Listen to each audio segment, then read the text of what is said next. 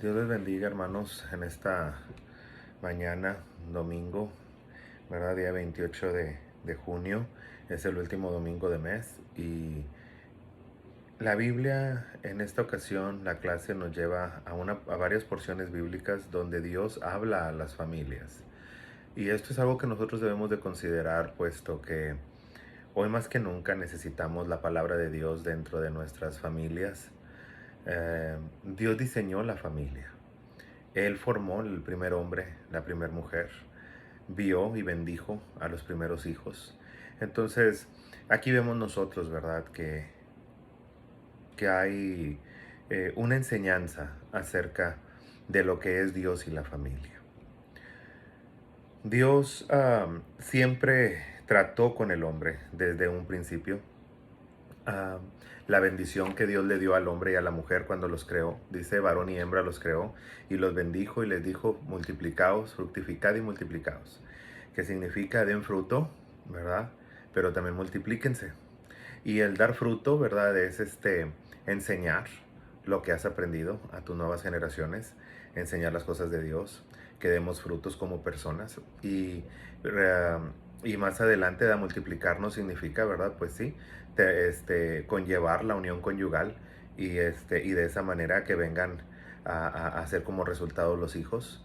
Y estos hijos, ¿verdad? Que sigan adelante llevando la palabra, llevando el conocimiento, pues así lo dice la escritura, ¿verdad? Estas palabras que yo te doy las repetirás a tus hijos al levantarte, al acostarte, al andar por el camino, ¿verdad? Todo el día hay que estarle repitiendo a los muchachos y así harás, ¿verdad? Para que tus generaciones conozcan. Ese es el pacto. El pacto de Dios con el hombre es de que la palabra de Dios siga adelante y que sigamos llevando su palabra, ¿verdad? A todas partes. De hecho, cuando Cristo apareció hizo lo mismo.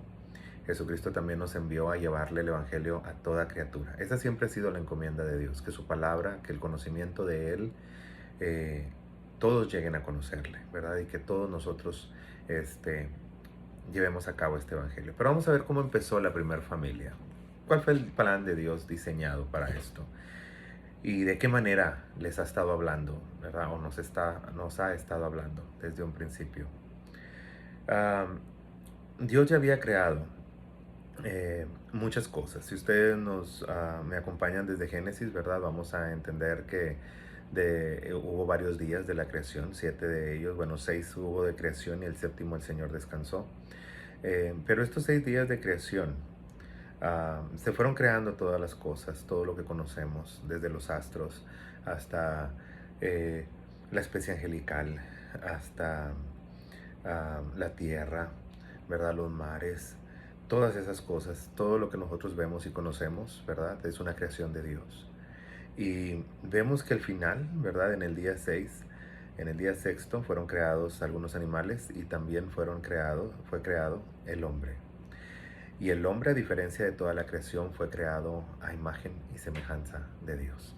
Cuando hablamos de imagen, quiere decir que tenemos el aspecto de Dios, ¿verdad? Y tenemos también, al decir nosotros, ah, semejanza, estamos hablando, ¿verdad? Que nos asemejamos a Él en que hablamos, pensamos, razonamos, ¿verdad? Somos creativos, tenemos ese espíritu, esa chispa, esa luz, ¿verdad? Dentro de nosotros.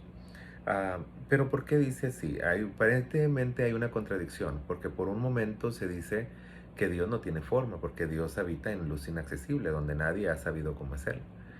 Pero también nos dice que Jesucristo estaba ahí presente, ¿verdad? En la creación, puesto que Él dice, hagamos al hombre, dando a entender que había más de uno cuando estaba Él a punto de hacer al hombre y no lo iba a hacer solo, sino que otros lo iban a hacer con Él. Pues dice, hagamos, no dice, vengan para ver que yo voy a ser el hombre, no, hagamos. Quiere decir que Él estaba hablando tal vez con la Trinidad, ¿verdad? O con alguien más. Ahora, si nosotros nos vamos a Colosenses, dice que Jesucristo es la imagen del Dios invisible, ¿sí? Y dice también que todo por Él fue creado. Entonces quiere decir que el creador en realidad es Jesucristo, ¿sí? Él estaba con el Padre desde la eternidad. Él es quien estuvo hablando a los antiguos. Lo podemos saber porque Jesucristo deja una huella en su manera de hablar. Si ustedes se acuerdan, en el tiempo de los evangelios, ¿verdad? En el tiempo cuando Jesucristo estuvo en la tierra, él siempre decía, Jerusalén, Jerusalén, si en ti se hubiera predicado, ¿verdad? Como, si en Sodoma y Gomorra se hubiera hablado esta palabra, no, todavía permanecerían hasta este día, ¿verdad? Entonces siempre decía Jerusalén, Jerusalén. Cuando se apareció a Pablo decía, Saulo, Saulo, porque me persigue. Siempre repetía 2 veces lo mismo y nomás lo hacía él. Es una huella que dejó en su manera de hablar. Y si nosotros nos vamos para atrás, ¿quién fue el que le habló a Moisés? ¿Quién le habló a Abraham? Porque fue la misma persona. Dice que a Abraham se le habló y se le dijo, Abraham, Abraham, detente. Y dice que fue el ángel de Jehová. Sabemos que a Jesucristo se le conocía como el ángel de Jehová. Más adelante también dice que el ángel de Jehová se paró sobre la zarza, ¿verdad? Y se manifestó. Y dice que también le dijo, Moisés, Moisés, quita tus sandalias. Entonces quiere decir que Jesucristo ha estado desde la antigüedad, ¿sí?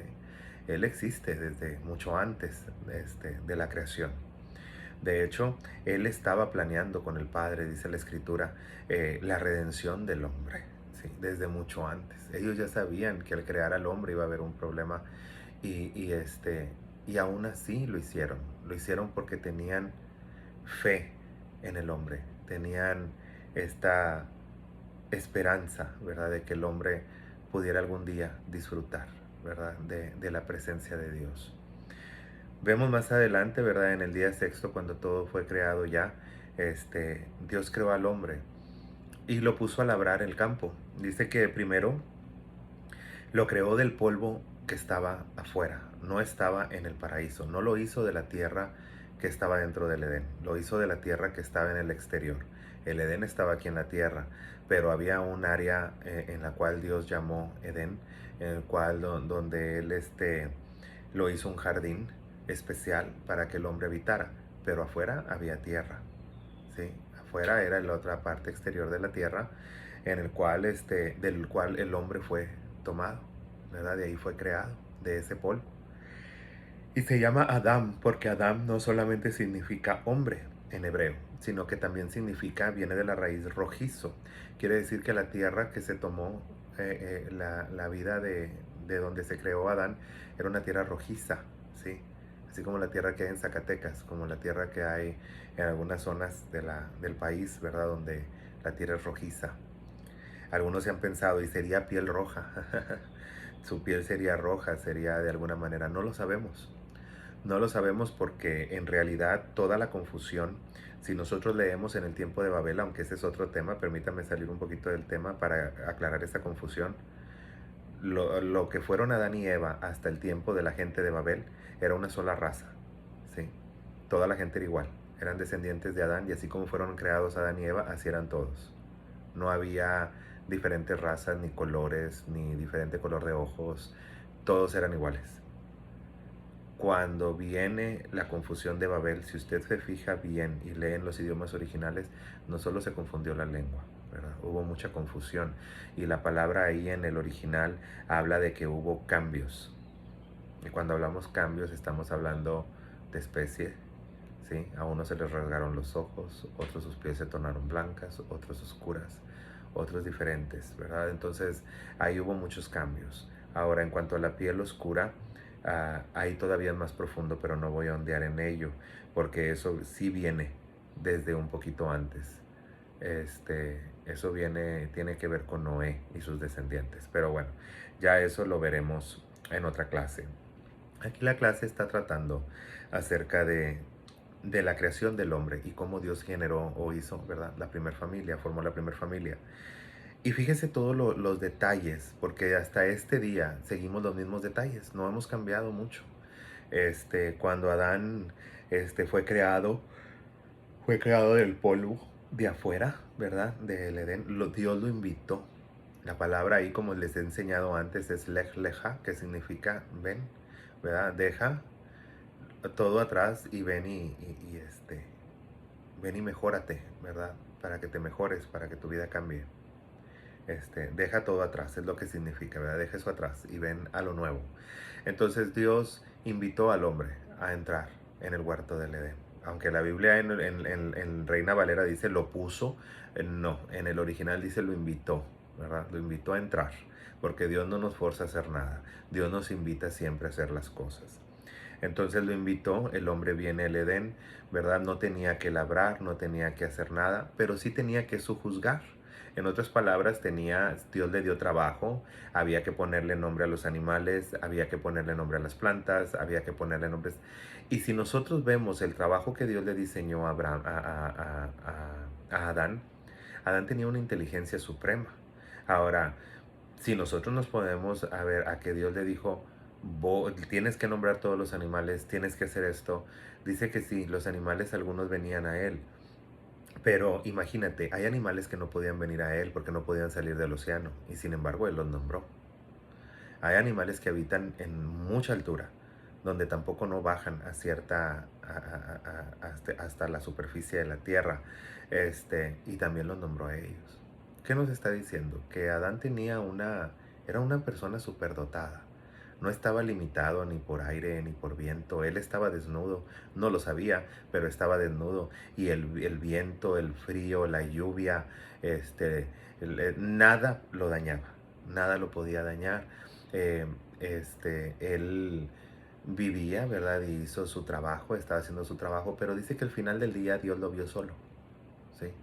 Antes de finalizar ese día, porque no sabemos cuánto duraban los días en aquel entonces, hay personas que dicen que es un día literal. Hay personas que dicen que como para Dios un año es como 1000 días, perdón, un día es como 1000 años. Puede ser que fueron como 1000 años, pero no sabemos en realidad. Lo que sí sabemos es que antes de finalizar el día, Dios vio que el hombre se sentía solo y que no era bueno que él estuviera solo, porque Adán veía cómo se apareaban los animales, cómo venía el toro con una vaca, cómo venía un perro con su perrita. Veía las parejas, veía cómo ellos tenían esa manera de cruzarse, ¿verdad? O de reproducirse, y cómo él no tenía esa ayuda idónea, ¿verdad? Una compañera con quien también procrear, con quien multiplicarse, con quien compartir, con quien andar junto. Entonces dice la escritura que Dios vio estas cosas y dice que le pareció que no era bueno que el hombre estuviese solo. Y hasta la fecha, una mujer, si ustedes se dan cuenta, cuando llegan a enviudar, la mujer puede permanecer sola y sigue adelante, pero el hombre no. Hay hombres, ¿verdad? Sus excepciones, que sí lo hacen. Pero no es bueno que el hombre esté solo. El hombre no se sabe administrar en su casa. El hombre tiene su manera de ser, ¿verdad? Nosotros tenemos una manera de ser muy tosca, muy distinta. Nosotros llegamos de trabajar, queremos estar en la casa, queremos estar acostados, queremos estar descansando. Hay hombres que sí son activos, ¿verdad? Que sí llegan todavía a la casa, haciendo las actividades de la casa. Pero en realidad la soledad, cuando hablamos de soledad, cuando hablamos de criar solos a los hijos, tenemos que reconocer que la mujer tiene más éxito en eso que nosotros. La mujer aguanta mucho más, ¿verdad? En los aspectos morales, físicos. Porque a veces decimos, es que el hombre tiene mucha fuerza. Sí, tiene fuerza para cargar, pero no tiene fuerza para soportar. Y eso sí lo tiene la mujer. Entonces vemos nosotros que somos un complemento perfecto, porque lo que el hombre no tiene, lo tiene la mujer, y lo que la mujer no tiene, lo tiene el hombre. Entonces se necesitan los dos para hacer un complemento. De hecho, en el original hebreo encontramos que el hombre nomás es la mitad espiritualmente, hasta que no conoce a su mujer, para volver a ser uno solo. Quiere decir que el hombre solamente goza de la mitad de sus bienes espirituales, la mitad de sus bendiciones, hasta que conoce a su mujer. Entonces ya conoce el 100% de sus bendiciones. Dios nos ordena a tratar bien a nuestras mujeres, para que nuestras oraciones sean contestadas. Usted sabía que eso no se lo dice la mujer. La mujer puede orar y no hay problema, pero si el hombre trata mal a su mujer, sus oraciones no son contestadas. Y eso lo dice Pedro. Fíjese bien, hay que leer la Biblia. Más adelante nos dice también en la creación, y es donde vamos a ondear en la clase, que Dios creó, ¿verdad?, a la primer familia. Viene Eva, cuando la ve a Adán, la mira y le dice, esta será varona, llamada varona porque del hombre o del varón es tomada. Entonces dice la Biblia solamente que Dios hizo, ¿verdad?, a la mujer de una costilla del hombre, ¿verdad? La separó, ¿verdad? La extrajo del cuerpo del hombre. Hay muchas especulaciones en esto. Muchos dicen que es una costilla, otros dicen que pudieron haber sido siameses, ¿verdad? Y que Dios tuvo que ahí separarlos. En realidad no se sabe. La Biblia nomás habla que de la costilla del hombre. Dice la Biblia, si nos vamos más a profundo en hebreo, dice que la tomó, ¿verdad? De la carne del hombre, del interior de su carne, en otras palabras, de su esencia, la tomó a ella. Entonces, la tomó de las costillas, ¿verdad? De la costilla, de una costilla del hombre. Entonces nosotros ahí vemos cómo Dios diseñó, ¿verdad? Dios conoce nuestro cuerpo, Él sabe cómo operar. Así que todos esos hombres que son cirujanos, pues esa inteligencia la heredaron de Dios, ¿verdad? Porque Dios fue el primer cirujano. Dios fue el primero que hizo una operación. Dios fue el primero que hizo y moldeó, ¿verdad? Sin necesidad de un útero a un ser humano, ¿verdad? Porque a la mujer Él la diseñó, la formó, la hizo y la trajo delante del hombre. Entonces, ya después de ahí Dios les da la bendición y ya no se llaman más Adán y Eva, sino se llaman Adán. Se llaman el hombre. Ya no es hombre y mujer, son uno solo. Son una esencia, un solo espíritu, un solo pensamiento, un solo ser, ¿verdad? De los cuales también nacerá uno, en donde serán una sola carne. En otras palabras, cuando dice ahí se unirán y serán una sola carne, ¿no? Cuando dice se unirán, quiere decir que esa unión formará una unión entre el hombre y la mujer. Cuando dice una sola carne, están hablando de los hijos, ¿sí? Porque nosotros nos hacemos ideas, hermanos. Una persona viene y dice algo y de ahí hacemos una doctrina. Hay que estudiar, hay que leer cómo son las cosas y cómo es el idioma original, cuál es el carácter original de la palabra para que nosotros podamos entender. Ahí el carácter original no dice que somos una sola carne porque ya el hombre y la mujer son una sola carne, no.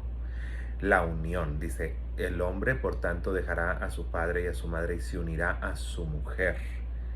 Y ellos formarán, oiga lo que dice, formarán. No dice ellos se convertirán en una sola carne, no. Formarán. Por eso tenemos que tener atención, ¿sí? Poner atención. Cuando dice el hombre y la mujer se unirán, ahí ya se une el espíritu. Esa unión es el coito sexual, ¿sí? Es la unión sexual.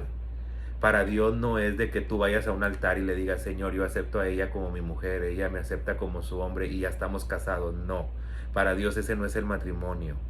Para Dios el matrimonio es el sexo. Cuando se unen sexualmente, ese es el matrimonio.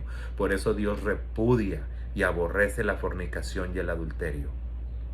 Porque no debe existir el adulterio ni la fornicación, porque te estás uniendo, te estás casando con otras personas delante de los ojos de Dios. Es por eso que tú solamente debes de ser marido de una sola mujer, estar casado y respetar a tu esposa. De hecho, en Malaquías dice, yo atestiguo contra ti, porque te olvidaste de la mujer de tu juventud, y tú sabes que yo repudio, ¿sí?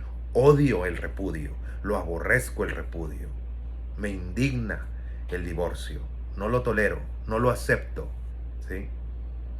Claro que la gente hace lo que quiere porque no le interesa lo que Dios diga, pero en realidad Dios, y se lo doy la cita, fíjese lo que dice aquí, verso 16 del capítulo 2 de Malaquías 2:16, porque Jehová Dios de Israel ha dicho que aborrece el repudio, que es el divorcio, y el que cubre de iniquidad su vestido. En otras palabras, el que anda de ahí de que me divorcio y me vuelvo a casar y de que ando en adulterio y todo eso se paga. Sí nos podemos arrepentir y Dios nos restaura. Yo no estoy diciendo que estén apestados los divorciados, no. Dios te restaura, pero sí tienes que reconocer que hiciste mal y que te tienes que arrepentir y pedirle perdón a Dios. Y dice aquí, guardaos pues en vuestro espíritu y no seáis desleales. Dios aborrece que seamos desleales, que no seamos leales con nuestra pareja. Ahora, y aquí es el centro de la familia. El centro de la familia aquí está. Por tanto, dejará el hombre a su padre y a su madre y se unirá a su mujer y serán, oiga lo que dice, ¿sí?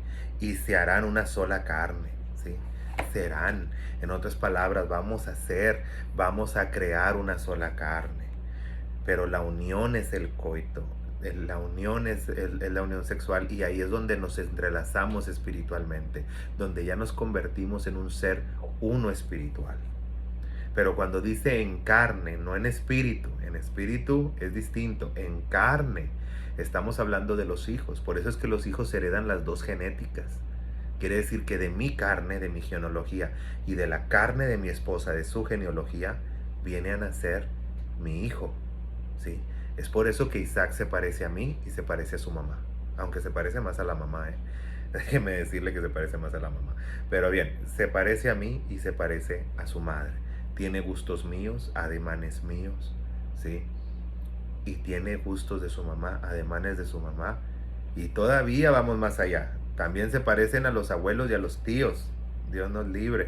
Pero bueno, te parecen a todos, ¿verdad? A todas nuestras familias. Porque son dos familias que se están uniendo. Dos genéticas que se están uniendo. La mía y la de mi esposa, para formar una sola carne. Un hijo que tiene la carne de los dos. Tiene los huesos de los dos. Tiene los genes de los dos. Hereda de los dos. ¿Sí? Entonces a eso se refiere, hermano. Y ahí viene la bendición, porque el tener hijos es una bendición de Jehová. Dice la Biblia, herencia de Jehová son los hijos. Es una herencia de parte de Dios. Es algo que es de estima el fruto del vientre. Dios ama que nosotros procreamos y que tengamos hijos. Y Él visita a nuestros hijos. Cuando tú amas a Dios, Dios visita a tus hijos. Y son hijos de promesa, son hijos de bendición. De hecho, Pablo les dice que son santos, porque si no fueran inmundos. Entonces son santos, dice en primera carta a los Corintios capítulo 7, dice que nuestros hijos son santos. Si son separados, apartados para Dios. Pero es que a veces el muchacho se porta muy mal, no importa, mientras que él sea un niño o un menor de edad, nuestras oraciones los cubren y ellos están cubiertos porque es promesa de Dios a nosotros. Si todavía los israelitas gozan de la promesa que Dios le hizo a Abraham, que no goce de las promesas que Dios le haya hecho a usted. Claro que sus hijos gozan de esas promesas. Entonces Dios creó a la primera familia. Entonces los dos serán una sola carne, ¿verdad? Van a convertirse en, ¿sí? Porque son los hijos. Bien, entonces aquí nos dice, ¿verdad? Que la unión es lo que une a la pareja. Esta unión, el hombre dejará a su padre y se unirá. Aquí hay dos palabras claves, se unirá, unir. Ahí viene la relación íntima, se une. De esa relación, ¿verdad? Nace el amor, se entrelazan los espíritus, se entrelazan las personas, ¿verdad? Empiezan a ser mi mitad espiritual y la otra mitad espiritual. O como decimos en nuestro vocabulario, mi media naranja, aquí está, ¿verdad? Ya estamos entrelazados. Y lo que Dios ha unido aquí, la mano de Dios, no lo separa el hombre. No lo separa el hombre. No lo puede separar ni usted, ni su esposa. No lo puede separar nadie. La Biblia solamente nos llama que cuando una persona de estos muere, entonces el otro es libre para casarse sin ningún problema y seguir adelante con la misma bendición. Pero no antes, porque de lo contrario se llama adulterio. Y nosotros estamos metiendo a otra familia. Haga de cuenta que estos somos nosotros dos, nuestro matrimonio. Cuando usted es promiscuo, usted hace esto, usted hace esto. Y usted ya, mire, todo esto está abrazando a una sola persona, que es su esposa o su esposo. Nada más que todas estas personas tienen maldiciones generacionales. Y usted está trayendo toda esa maldición a su esposa, a usted y a sus hijos. Es por eso que el adulterio no es bueno y Dios lo repudia, Dios lo odia, lo quiere lejos. ¿Sí? El repudio Dios lo quiere lejos de él. Bien. Entonces aquí vemos nosotros, ¿verdad?, cómo así se formarían. Ahora, ¿qué responsabilidad tenemos nosotros ahora que hemos formado un hogar? Ahora que hemos estado. Bien, pues eso nos va a llevar a Deuteronomio. ¿Por qué no nos vamos al capítulo 11? Fíjese lo que dice Deuteronomio capítulo 11. Pero antes de leer Deuteronomio capítulo 11, tenemos una responsabilidad. Bueno, vamos a leer el 11, no vamos a alterar el orden de la clase. Y ahorita les voy a decir la responsabilidad que tenemos. Fíjese el capítulo 11. dice lo siguiente. 11:18 nos dice lo siguiente.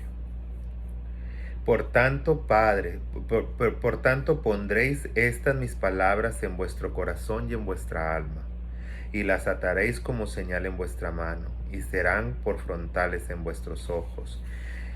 Y las enseñarás a vuestros hijos, hablando de ellas cuando te sientes en tu casa, cuando andes por el camino, cuando te acuestes y cuando te levantes, y las escribirás en los postes de tu casa y en tus puertas, para que sean vuestros días y los días de vuestros hijos tan numerosos sobre la tierra, que Jehová juró a vuestros padres que les había de dar, como los días de los cielos sobre la tierra. ¿Qué quiere decir eso?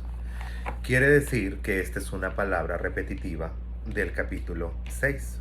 Fíjese lo que dice el capítulo 6 de Deuteronomio, el cual nosotros, como coherederos en Cristo de las promesas, somos coherederos también de las enseñanzas. En otras palabras, si aquí en el pasado dice no matarás, tú no debes de matar. Si dice no adulterarás, en otras palabras, ciertas partes de la ley siguen vigentes, hermano. Lo único que se deshizo de la ley, ¿sí? Como lo habíamos explicado en otra clase, cuando Santiago tuvo esa revelación tan maravillosa de parte de Dios en el capítulo 15 del libro de los Hechos, cuando habla acerca de qué vamos a respetar de la ley. Él menciona 4 cosas, pero esas 4 cosas encierran toda la ley. Entonces, en realidad seguimos nosotros bajo estas enseñanzas de la ley.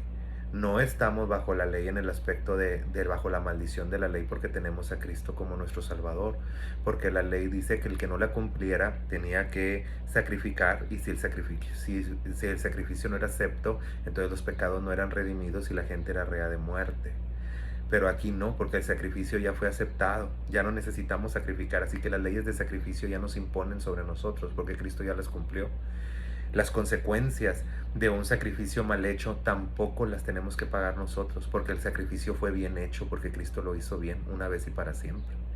Entonces no tenemos por qué mortificarnos, más que si vemos que alteramos la ley, tenemos que pedirle perdón a Dios, ¿verdad? En Cristo Jesús, y somos restaurados. Pero nunca ha dicho que la ley no se va a cumplir, ¿sí? O que no tengamos nosotros que tener una responsabilidad en cuanto a lo que dice la ley. Sí tenemos la responsabilidad, ¿sí? Y fíjese lo que dice. Yo le voy a decir una de estas responsabilidades. Dice así: cuando Jehová tu Dios te haya introducido a la tierra de tus padres Abraham, Isaac y Jacob. Y usted puede decir, ¿eso está hablándole a los judíos? No. A los judíos les habló de una manera física, a una tierra nueva que les iba a dar. A nosotros nos está hablando de una manera espiritual. Cuando tú ya vengas al conocimiento de Jesucristo y vayas a heredar el paraíso, entonces fíjate lo que tienes que hacer, ¿sí? Para poder llegar a ese paraíso, para poder heredar esa tierra eterna. Tienes una responsabilidad, que es aceptar a Jesucristo, pero también tienes una responsabilidad más. Porque el aceptar a Cristo no lo es todo. El aceptar a Cristo es aceptar que te has equivocado, ¿sí? Aceptar que has vivido una vida de pecado, que has venido a la luz del Señor, que Jesucristo admites, ¿sí? Que Él es el Hijo de Dios, que Él te levantó de entre los muertos, que Él se levantó de entre los muertos, y entonces serás salvo. Pero también conlleva responsabilidades. Te puedo dar una lista amplia que viene en las cartas de Pablo por ese evangelio por el cual vamos a ser juzgados, según Pablo nos dice, ¿sí? Y por el cual muchos se han perdido por no seguir esas enseñanzas, y esas enseñanzas están plasmadas en el Antiguo Testamento y son cosas que debemos de aplicar a nuestra vida. Así que no te dejes confundir, porque muchos te van a decir, no, ya aceptaste a Cristo, tú ya no tienes ninguna responsabilidad con nada. Equivocado, y un error muy grande que se paga con la vida eterna. Nosotros tenemos a Cristo, sí, pero al aceptar a Cristo, así como somos coherederos de las promesas, también somos coherederos de las responsabilidades espirituales. Y fíjese lo que dice aquí: no andaréis en pos de dioses ajenos, ¿sí? No de los dioses de los pueblos que estén, porque Dios es celoso, Jehová tu Dios en medio de ti está, ¿sí? No tentaréis a Jehová vuestro Dios, como lo tentaron en Mariba, ¿sí? Y fíjese lo que dice más adelante: mas cuando te pregunte tu hijo, ¿sí? diciendo, ¿qué significan los testimonios y estatutos y decretos que Jehová vuestro Dios mandó? Entonces dirás a tu hijo, nosotros éramos siervos, nosotros éramos pecadores, hermanos, en el mundo, ¿sí? Así que cuando tu hijo te diga, ¿por qué tenemos que seguir la ley de Dios? ¿Por qué tenemos que respetar el nombre de Jesús? ¿Por qué tenemos que aceptarlo como nuestro Salvador? Bueno, porque en el pasado vivíamos en el mundo, éramos advenedizos, éramos hijos de tinieblas y venimos a conocer a Jesucristo, ¿sí? Y al Dios de Abraham, Isaac y Jacob, en el cual ahora ellos nos han adoptado y hemos venido a ser coherederos de sus promesas y de sus bendiciones. Y fíjese lo que dice más adelante, porque quiero que veamos esto. Y aquí está el corazón de la ley. Oye Israel, Jehová vuestro Dios, Jehová es uno. Y amarás a Jehová tu Dios de todo tu corazón y de toda tu alma y de todas tus fuerzas. Si usted me dice, eso es el Antiguo Testamento, hermano, déjame decirte que no. ¿Sí?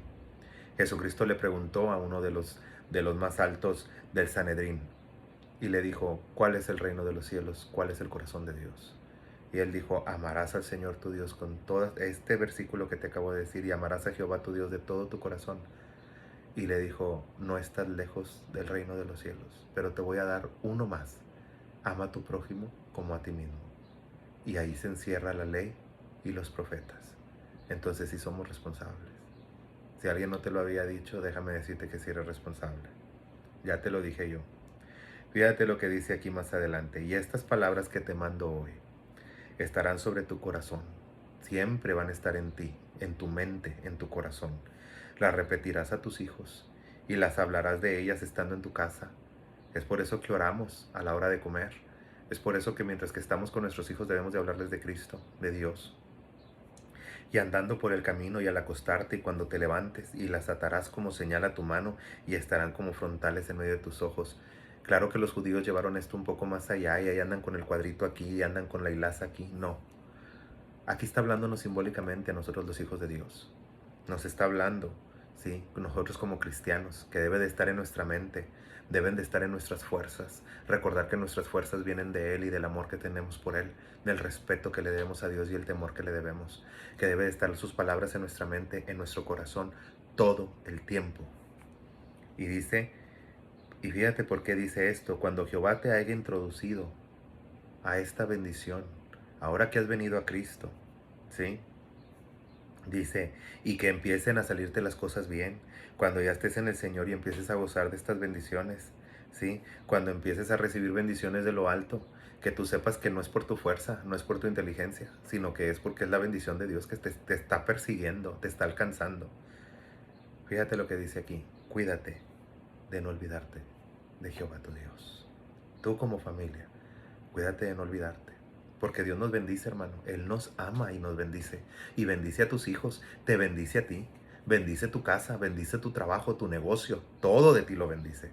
Pero cuando nos empieza a ir muy bien, nos empezamos a olvidar de Él. Y dice la Escritura, cuídate de no olvidarte. Porque aquel que te dio todo en un día, en un solo día, también te lo quita. Es por eso que el temor de Dios siempre tiene que estar en nosotros. Ahora la iglesia ya no le teme a Dios. La iglesia dice, no, Dios me ama, Dios no me va a castigar. Qué grave error. Dios me ama, Él no me va a mandar al infierno. Súper grave error. ¿Sí? La Escritura habla más del infierno que del cielo. La Escritura habla de que el infierno es un lugar real, ¿sí? Jesucristo menciona más ese lugar que lo que menciona la tierra prometida allá en el cielo. Es por eso que tenemos que tener cuidado. Y dice la Escritura que debemos de cuidarnos, de no pasar por alto el temor de Dios.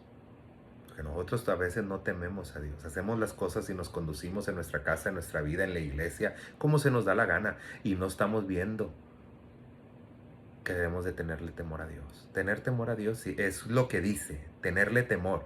Temor a que me va a destruir, temor a que me puede quitar, temor a que me puede hacer un daño. ¿Cuántas veces no les he leído el Salmo? ¿Sí? Estas cosas hiciste y yo he callado. Pensabas que yo era como tú porque no te decía nada. Pero te reprenderé y las pondré delante de tus ojos. Piensen en esto los que se olvidan, ¿sí? De Jehová, ¿sí? No vaya a ser que él enojado venga y los despedace y no hay que a quien los libre de su mano. Y tú dices, bueno hermano, eso es el Antiguo Testamento. ¿Nuevo Testamento? Excelente. Hebreos. Dice que si tú descuidas esta salvación tan grande, hablando de que te brincas por todo esto que te estoy enseñando, Dice la Escritura que ya no hay más salvación para ti, sino una horrenda expectación de juicio, en un hervor, en un lago de fuego. ¿Sí? Es real, es real. Jesucristo dice que todos los que no aceptan su testimonio, todos los que no han entendido esta verdad, dice la Escritura, el que cree en el Hijo ya es salvo, el que no ya es condenado por no haber creído. Y creer no significa, sí, creo que Él es Jesús. No, creer significa, creo que es Jesús y sé lo que representa y voy a respetar lo que representa. Si Él me está diciendo, ama a tu prójimo como a ti mismo, lo voy a amar porque eso es creer en Él. Si Él me dice, amarás al Señor con todo tu corazón, lo debo de amar, pero amar a Dios con todo mi corazón conlleva cumplir todos sus estatutos y preceptos. Porque si no, entonces no lo estoy amando. Y si no lo amo, hay una espectro horrenda, sí, una horrenda expectación de juicio, donde el gusano no muere, el fuego no se apaga y donde son atormentados por los siglos de los siglos. Le sigo. ¿Qué más necesita que le convenza? Citas bíblicas se las doy ahorita mismo. Necesitamos aprender a que nuestra familia la debemos de educar de una manera cristiana y de una manera con una doctrina sana. Y la doctrina está plasmada en las cartas de Pablo. Ahí está la sana doctrina. Entonces, ¿por qué no lo hacemos?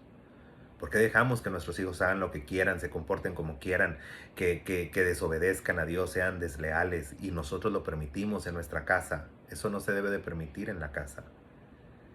Pues es que mi hijo fuma, prefiero que fume delante de mí que allá afuera. Estás equivocado. No debe de fumar allá afuera, mucho menos en tu casa. Y si allá afuera no lo puedes detener, bueno, allá lejos de mí, pero aquí en mi casa la respeta. Aquí en la casa no lo va a hacer. Es que mi hija vino y la pesqué aquí con el novio. Pues muy mal hecho. Usted no debe de solapar nada de eso. Es cierto, van a cometer el error. Se van a equivocar. Lamentablemente van a tener que pagar ese error. Y tú lo vas a pagar con ellos por no haberles sabido estorbar. Pero Dios es un Dios de misericordia. Y yo estoy convencido de que si ambos, tanto el que se equivocó como el padre que no supo refrenar a su hijo, buscan de Dios, Dios los va a perdonar, los va a restaurar y de toda esa tragedia va a ser algo bueno. Pero es cierto, hermano. ¿Por qué llegar a eso? ¿Por qué tener que esperar a que los hijos se equivoquen para nosotros ahora sí decirles te equivocaste, hiciste las cosas mal? No, díselo desde ahorita. Díselo desde ahorita. Tú dices, bueno, es que yo no le puedo pegar a mis hijos. No, la Biblia dice que agarres vara, que agarres una vara o que agarres un cinto en nuestros tiempos modernos y dale. No, pero eso es malo. Sí, ¿quién lo dice? ¿Quién lo dice? ¿Los psicólogos? ¿Cómo viven los psicólogos? ¿Has visto cómo viven con sus hijos? El psicólogo más famoso de Estados Unidos, ¿sí? Que fue de donde viene esa ley que a los hijos no se les puede pegar, que le quitó la autoridad a los maestros en la escuela, ¿sí? Su hijo se suicidó. ¿Mm? Tan buen psicólogo era que su hijo se le suicidó. Entonces, ¿qué estamos diciendo esto? Estamos diciendo que no es cierto. Si la palabra te está dando un consejo, dice la Biblia, agarrarás vara y librarás al muchacho de la muerte. Si no lo detienes, tarde o temprano va a morir en su pecado. Tienes que detenerlo cuando todavía tienes autoridad sobre él, sobre el muchacho, sobre la muchacha. Darles responsabilidades dentro de la casa, llamarles la atención, darles con la vara. Una buena bofetada a tiempo es muy sana, especialmente cuando tus hijos te empiezan a levantar la voz y te empiezan a gritar. No tienen por qué hacerlo. Es muy sano. Ahora, hay diferencia entre corregir, entre dar un golpe y entre abusar y golpear de una manera abusiva. Eso sí, ahí no estamos de acuerdo. Eso de dejar moretones y golpes y sangrarlos, eso está muy mal. Eso no, eso es reprobable delante de los ojos de Dios, porque eso es abuso. Pero una buena bofetada cuando te alce la voz, ¿sí? Una buena jalada de cabello cuando se quieran pasar de largos, ¿sí? O de inteligentes. O una buena vara cuando los pescaste haciendo algo malo. Es muy sano. Es muy sano. Porque así se nos educó en el pasado. Y mira, nosotros no cometimos tantos errores como los que están cometiendo hoy en día. Yo recuerdo todavía cuando los maestros íbamos a la escuela, no te dejaban entrar con las manos sucias. No podrías traer las manos con las uñas largas. ¿sí? No podías tampoco andar hablando y gritando, hablándoles mal a los maestros. No, hombre, si te aventaban el borrador, te aventaban el gis, te daban con la regla en las manos antes de entrar. Pero eso hacía muchachos disciplinados. ¿Por qué usted cree que Dios se portaba así con el pueblo de Israel? Cada que hacían algo malo, venía una consecuencia. ¿Por qué? Porque eso es lo que el hombre necesita. Necesita entender que cuando se porta mal hay una consecuencia. Ahora tú sabes cómo tú le vas a pegar a tu hijo cuando le estás dando una nalgada, cuando le estás dando una bofetada, cuando le estás dando un cintarazo. Tú sabes cómo lo estás haciendo. Tú lo haces con amor. Tú te detienes, no lo estás lastimando. Tú le estás corrigiendo, sí, pero no lastimándolo. ¿Qué va a pasar el día de mañana si no lo haces? Yo te voy a decir que era mejor un cintarazo ahorita que los macanazos de los policías y que ahora hasta los están matando. Es mejor, ¿sí? Una bofetada ahorita a que luego afuera se anden matando. Porque todo pecado no corregido, hermano, conlleva la muerte, conlleva la destrucción, a la infelicidad. Es por eso que debemos de corregir el pecado, especialmente en nuestras familias. No se deben de perder los buenos valores. Los hijos todavía deberían de ser respetuosos con los padres. Los padres amonestar a sus hijos, pero tampoco no abusar. Que haya armonía en la casa, que todavía se use, que de perdido 1 o 2 veces por semana toda la familia se reúna en la casa para comer todos juntos, para pasar un momento agradable, para hablar de Dios. Todas esas cosas son buenas, hermano. Eduque a sus hijos a que amen a ir a la iglesia, el que ame el congregarse, todas esas cosas, porque son buenas. Es mejor que su hijo se junte con otras personas cristianas, a que ande buscando sus propias amistades por fuera. Bien, vamos al siguiente punto.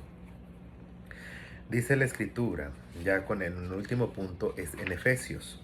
Y esto lo vamos a ver, ¿verdad? En la sumisión mutua y en la dirección para los hijos. Efesios 5, 21. Y fíjese lo que dice aquí. Efesios 5, 21.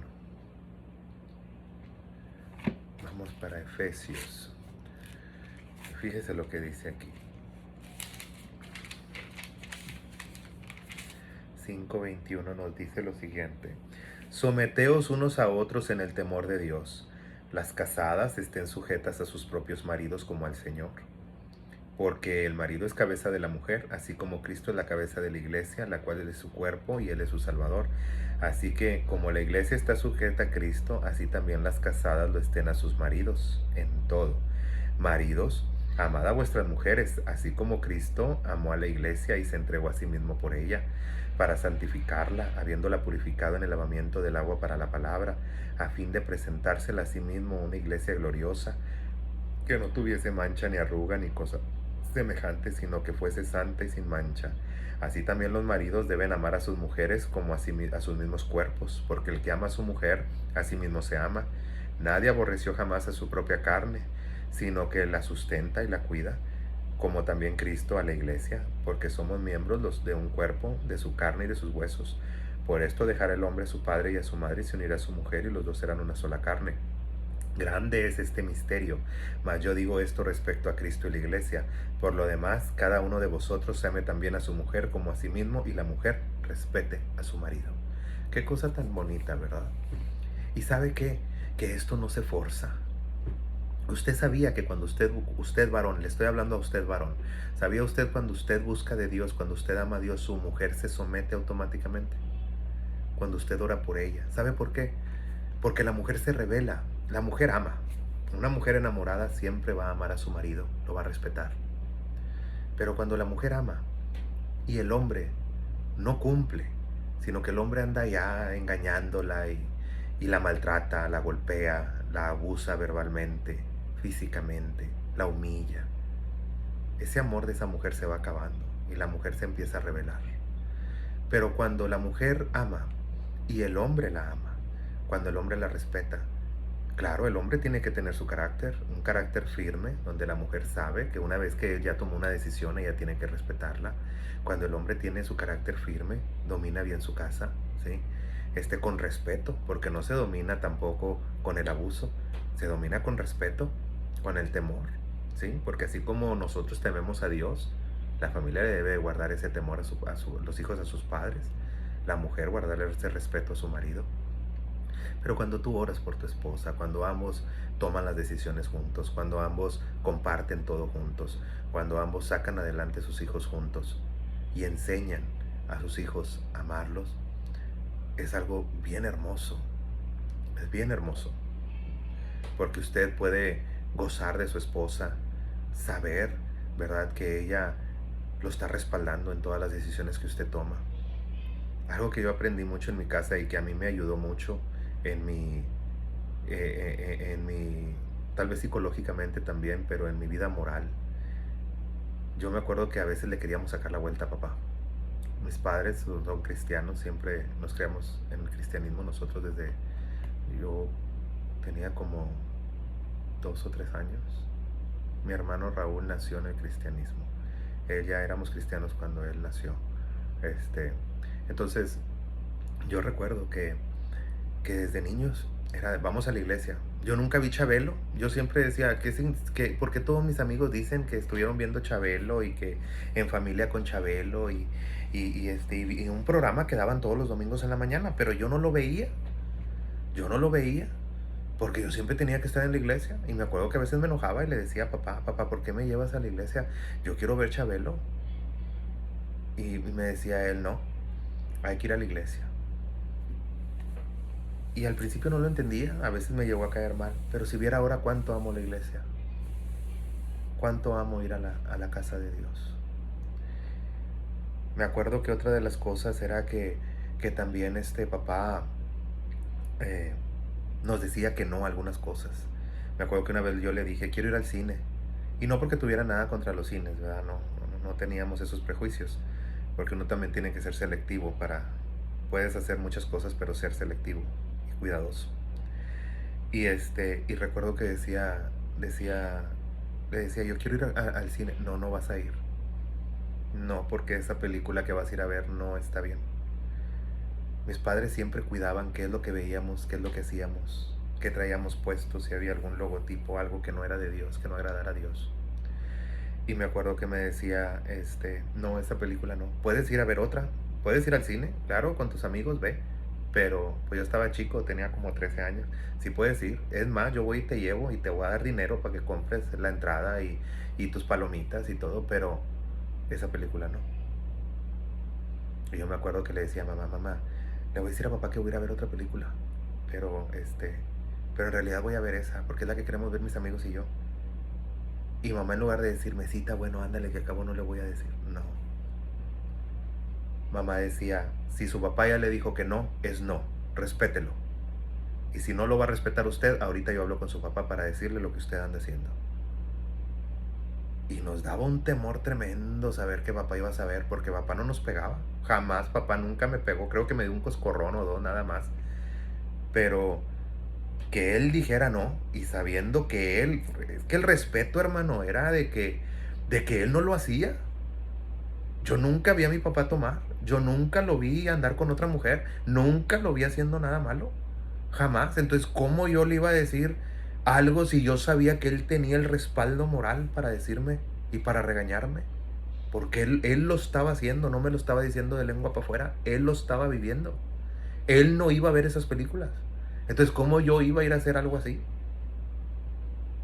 Y que papá dijera no, era fallarle a papá, era algo tremendo. Mamá sí, ella sí nos daba con el cinto, mamá nos jaloneaba el cabello, nos daba cocotes, nos daba nuestras nalgadas, una que otra cachetada cuando se nos ocurría levantar la voz. Mamá era más diferente, pero papá no. Y también quisimos mucho a mamá y a papá, a pesar, porque si usted piensa es que le voy a pegar y no me van a querer, no. No abuse, no sea abusivo, pero que usted pegue o algo no tiene nada que ver. Al contrario, eso nos hace respetar todavía más a papá y a mamá. Yo me acuerdo que yo los respeto mucho, bueno, respeté mucho a mi madre, ella ya pasó a estar con el Señor, pero respeto mucho a mi papá, ¿verdad? Y eso dio que nosotros tuviéramos ese temor de Dios, porque siempre nos criaron con el ejemplo. Entonces, mi madre siempre se sometió a papá, A veces sí era muy gritona, ¿verdad? A veces papá la desesperaba y cosas así, pero al final se hacía lo que papá decía, ¿verdad? Papá decía algo y daba una orden y pues sí. Normalmente mamá nos daba las órdenes a nosotros, teníamos que, porque sabíamos que papá estaba detrás de ella, pero, pero ya cuando papá tomaba una decisión, mamá la respetaba y nos la hacía respetar en la casa. Entonces, era un matrimonio, ¿verdad? Que nos crearon con ese ejemplo. Y como todo, ¿verdad? Siempre eso viene a repetirse más adelante, porque luego uno lleva sus casas de la misma manera.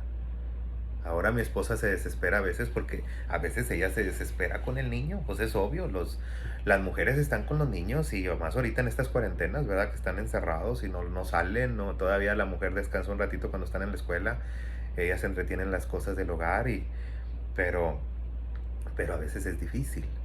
Pero a lo que voy es esto, a lo que voy es de que yo a mi esposa le hablo con la Biblia, yo a ella le digo, ¿tú crees que estamos honrando a Dios con esto? ¿Crees que esa manera de reaccionar tuya honra a Dios? Y inmediatamente ella lo entiende, cambia su parecer y su postura. Pero yo le hablo con el ejemplo.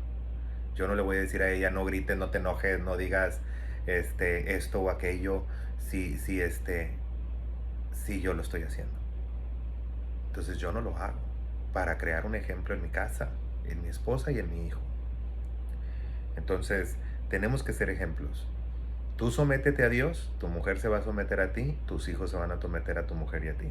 No te sometes a Dios como varón, no esperes que tu esposa se someta a ti, ni tus hijos tampoco.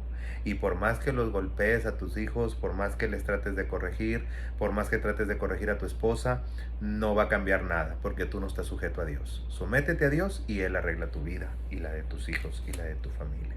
También dice aquí las Escrituras, en el capítulo 6, hijos, obedeced al Señor a vuestros padres, porque esto es justo. Honra a tu padre y a tu madre, que es el primer mandamiento con promesa, para que te vaya bien y seas de larga vida sobre la tierra. Y vosotros, padres, no provoquéis a ira a vuestros hijos, sino criadlos en disciplina y amonestación en el Señor. Aquí tenemos también que hablar acerca de las suegras y de los suegros, de los cónyuges, ¿verdad? Muchas veces hay una confusión en el cristianismo en esto. ¿Por qué lo digo? Muchas veces nosotros pensamos que honrar a papá y a mamá significa, ¿verdad?, obedecerlos en todo. Sí, es cierto. Pero cuando estás soltero, cuando estás casado, ya a los padres no se les obedece. A los padres se les aceptan consejos, ¿sí? Consejos que tú vas a llevar a tu matrimonio, en el cual tú y tu esposo tienen que analizar, o tú y tu esposa tienen que analizar y ver si son buenos consejos que pueden aplicar a su familia. Pero ya no es una orden. Mamá ya no ordena a la esposa. ¿Sí? Mi mamá ya no me ordena a mí para yo traer órdenes a mi casa. No. Mamá me puede decir, oye, hijo, ¿sabes qué? Es que veo que tu esposa a lo mejor no le pone mucha atención a tus hijos.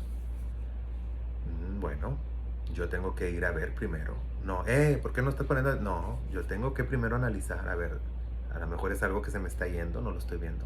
Pero si yo llego, yo veo que mi esposa sí le está poniendo atención a mis hijos, yo no tengo por qué corregirla. No tengo yo por qué tomar. Ya escuché el consejo de mi madre, pero está en mí qué voy a hacer. ¿Sí? La decisión la tomo yo, no la va a tomar mi madre por mí. ¿Sí? Yo tengo que checar y verificar que eso es cierto. De que hay padres que influencian mucho sobre sus hijos ya casados, es cierto, y hacen mal. Déjeme decirle a usted si es suegra o es suegro, o es mamá o papá. No influencien sus hijos cuando estén casados. Dejen que ellos tomen sus propias decisiones. Aconséjelos, sí, pero no los estén hostigando con que hagan lo que usted quiera. Usted le puede decir a su hijo, oye, hijo, trata de llevar las cosas de esta manera. Ok, ya lo dijo. Pero usted ve que el hijo no lo hace y ahí está sas y sas. Y no lo has hecho y no lo has hecho. No, señor. Porque no es una orden, es un consejo. Ya se lo dio, si él lo va a hacer, qué bueno, si no lo va a hacer, usted no se meta.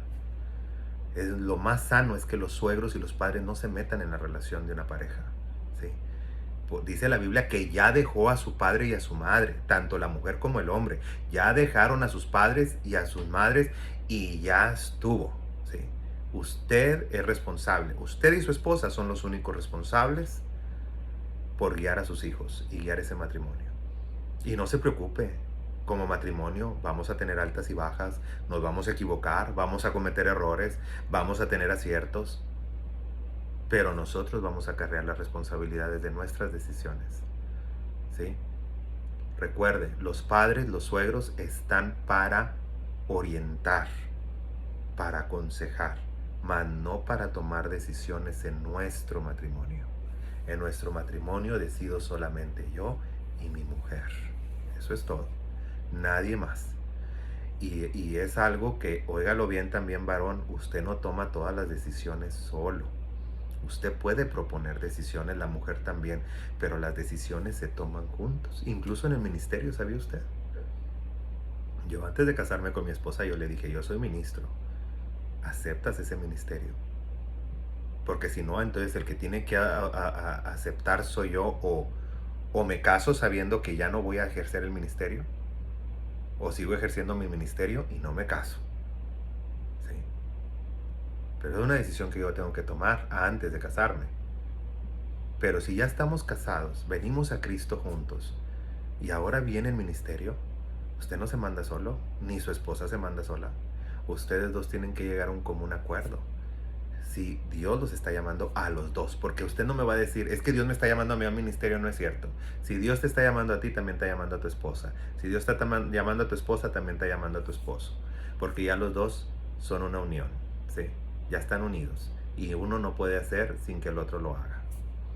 Si no estamos contradiciendo la Biblia, no hay temor de Dios y ese ministerio no es de Dios, ¿sí?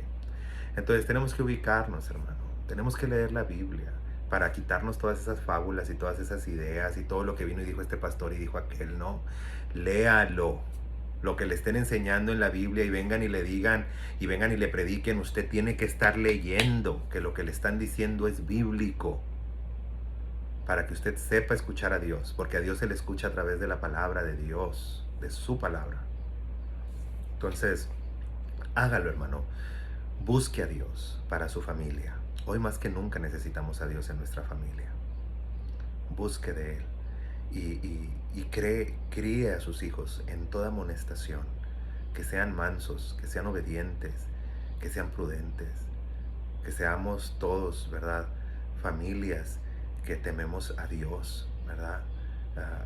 En el pasado, las familias que le temían a Dios, ¿verdad? Eran bien vistas, y hasta la fecha una familia que teme a Dios, que tiene otra educación, porque la palabra de Dios te educa de una manera distinta, son personas que sirven a la comunidad, personas que ayudan a sus semejantes, personas piadosas, ¿sí? Entonces busquemos a Dios, hermano, busquémonos para nuestra familia, amemos a nuestras esposas, amemos a nuestros esposos, ¿sí?